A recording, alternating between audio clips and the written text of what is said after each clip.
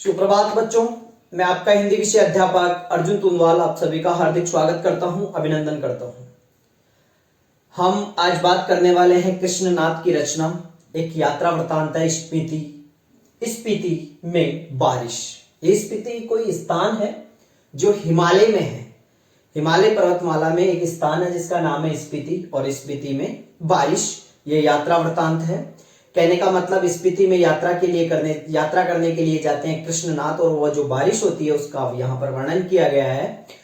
कृष्णनाथ का परिचय हम इससे पूर्व वाले वीडियो में पढ़ चुके हैं, फिर भी एक सामान्य सा परिचय मैं बता देता हूँ कि लोहिया पुरस्कार से सम्मानित है।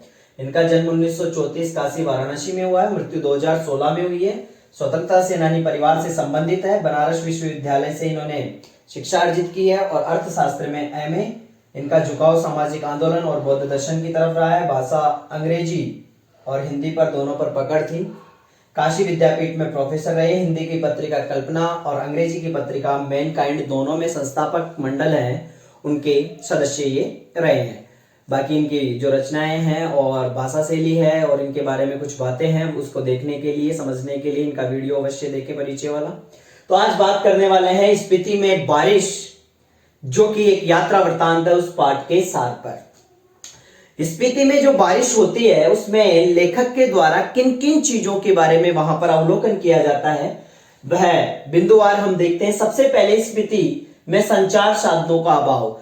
तो मैंने आपको बताया कि स्पीति एक घाटी, जो स्पीति घाटी है, इसका मनोहारी वर्णन किया गया है जो कि हिमालय पर्वतमाला में है। सबसे पहले स्पीति में संचार साधनों का अभाव। कवि वहां पर क्या देखता है कि स्पीति हिमाचल प्रदेश में, हिमालय नहीं,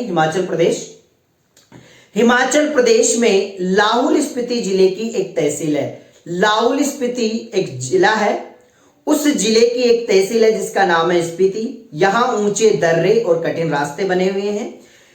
यह इलाका संचार साधनों से कटा हुआ है, इसलिए केलंग का बादशाह काजी के सूबेदार से वायरलेस सेट से ही वार्तालाप कर पाता है।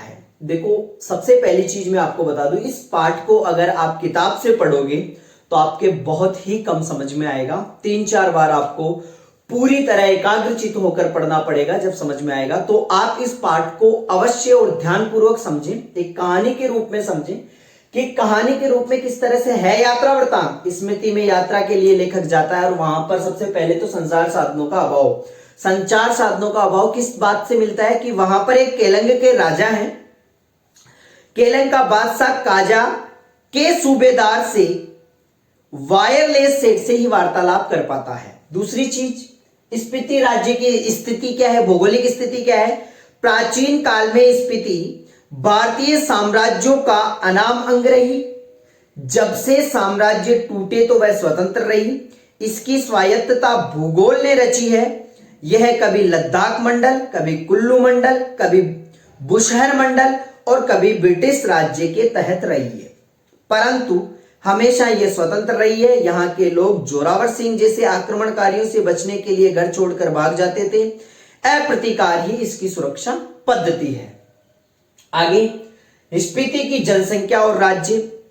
सन 1971 की जनगणना के अनुसार स्पीति की जनसंख्या थी 7,196। 1971 की 7,196 थी। 1971 की जो जनगणना हुई थी उसके अनुसार कितनी जनसंख्या थी?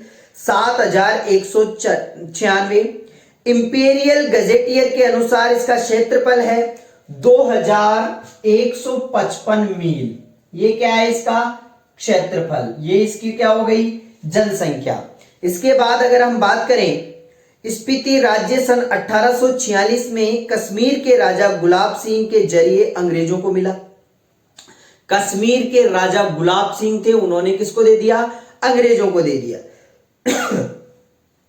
सन 1960 में लाहौल स्पीति को एक जिले के रूप में पंजाब राज्य के अंतर्गत तथा सन 1946 में हिमाचल के अंतर्गत रखा गया। यह देश का सबसे दुर्गम क्षेत्र है। यहां प्रति वर्ग मील में 4 से भी कम लोग रहते हैं, अर्थात 1 मील नहीं 4 मील, लगभग 15-16 किलोमीटर के दायरे में सिर्फ 4 ही लोग रहते हैं। यहां 8-9 महीने बर्फ पड़ती है और शेष महीने वसंत ऋतु छाई रहती है। आगे देखते हैं इसमें दुर्गम भूभाग, ये जनसंख्या की स्थिति के बारे में है। अब इसके बारे में बात करेंगे, दुर्गम भूभाग के बारे में। स्पीति में चारों ओर ऊंचे दुर्गम पहाड़ हैं जिनकी औसत ऊंचाई 18,000 फीट है। ये पहाड़ उसे तिब्बत, लाहुल, किन्नौर, उत्तर लद्दाख से अलग करते हैं।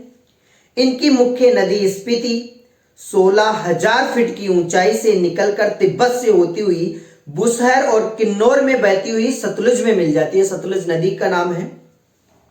इसके अलावा वहां पर पारा और पिन नदियों की घाटियां भी हैं। यहां पर ठंड भीषण रूप में पड़ती है, फिर भी लोग यही रहते हैं, धर्म की रक्षा और जन्मभूमि का मोह उन्हें वहीं रोके रखता है।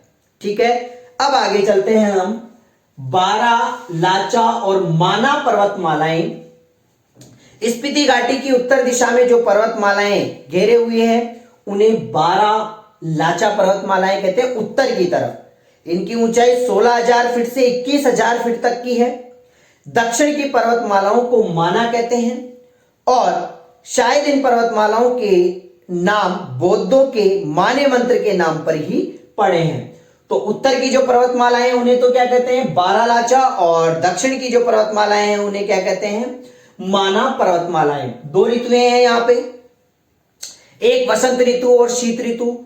देखो, वसंत ऋतु जून से लेकर सितंबर तक वसंत ऋतु, और शीत ऋतु में यहां तापमान एकदम गिर जाता है तथा नदी नाले सब में क्या जम जाती है, बर्फ जम जाती है। अब वर्षा का अभाव, यहां पे बर्फ गिरती है, वर्षा नहीं होती है। देखो, स्पीति में मानसून नहीं पहुंचता है, धरती सूखी, ठंडी और वंध्या रहती है।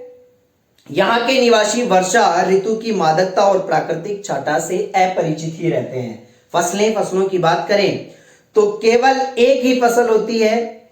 यहां पर दो किस्म का जो गेहूं, मटर और सरसों होती है। इन फसलों की सिंचाई पहाड़ों से बहने वाले झरनों के द्वारा ही की जाती है।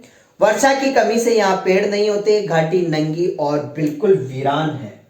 वर्षा का सुखद संयोग अगर होता है तो वो किस तरह से होता है, लेखक जब यहां गया तो काजा के डाक बंगले में रुका। उसी समय आधी रात वर्षा हुई। जब खिड़की खड़कने लगी तो उसने उठकर खिड़की खोली तो देखा कि बारिश हो रही थी। सुबह उड़ते ही लोगों ने कहा कि हमारी यात्रा शुभ है, क्योंकि स्मृति में बहुत दिनों बाद बारिश हुई है। इसलिए इस पाठ का नाम रखा गया है क्या, स्पीति में बारिश। जहां बारिश नहीं होती है उस जगह अगर बारिश देखने को मिल जाती है तो वहीं पर उसका प्रकरण दे दिया गया है लेखक के द्वारा। तो ये सारी भौगोलिक स्थिति और वहां की आसपास का जो मनोहारी वातावरण था उसका वर्णन यात्रा के माध्यम से कृष्णनाथ के द्वारा किया गया है। लगभग आप सभी को समझ में आ गया होगा। धन्यवाद।